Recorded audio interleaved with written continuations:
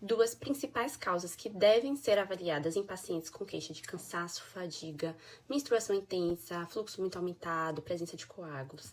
E hoje eu quero compartilhar com vocês justamente um caso clínico de uma paciente que chegou com a queixa de cansaço crônico, fadiga importante, menstruação muito intensa, uma duração ali de 10 dias com presença de coágulos, tá? Quando a gente avaliou os exames dela, alguns pontos chamaram a atenção. O primeiro foi justamente a ferritina. Ela estava com a ferritina ali de 16.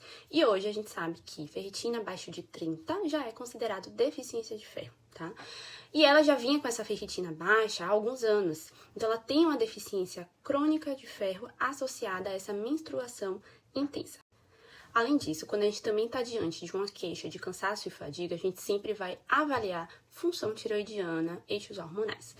Quando a gente olha para o exame de tireoide dela, aparentemente estava tudo normal pelos valores de referência do laboratório. A gente tinha um TSH dela de 3, que estava ali dentro do valor de referência, que ia até 4,6.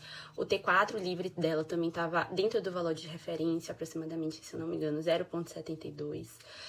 Mas quando a gente avaliava o T3, que é justamente o hormônio tireoidiano ativo, a situação é que o T3 estava abaixo do valor de referência, que ia de 2,7 a 5,2. O dela estava 2,3. Ou seja, apesar de ter um TSH e um T4 livre dentro do valor de referência, ela tinha uma baixa conversão de T4 em T3. E essa insuficiência de T3 configurava um quadro de hipotireoidismo funcional. Então, essa paciente, ela apresentava duas causas importantes para a queixa de cansaço e fadiga. Deficiência de ferro crônica, que vem aí se arrastando com ela há muitos anos, e um hipotireoidismo funcional por baixa conversão do T4 em T3. A minha conduta foi iniciar a reposição de ferro venosa, tá? Justamente para a gente ter uma recuperação dos estoques de forma muito mais rápida e eficiente do que pela via oral. Além de corrigir esses nutrientes que são super importantes para ajudar na conversão do T4 em T3. Sempre importante frisar, o ferro ele não é importante apenas no contexto de anemia.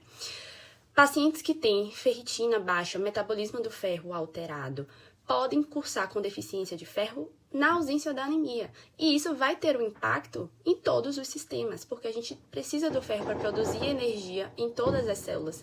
Ele participa da função cardiovascular, hepática, sistema nervoso central. Além disso, sem o ferro de forma adequada, a glândula da tireoide ela pode ter dificuldade de produzir os hormônios e também de converter o T4 em T3, contribuindo para esse hipotireoidismo e sintomas como baixa energia, fadiga, disfunção cognitiva e vários outros sintomas, tá? Por isso, repor ferro de forma adequada é tão importante, tá? Então, a forma de repor também vai fazer diferença no resultado do tratamento.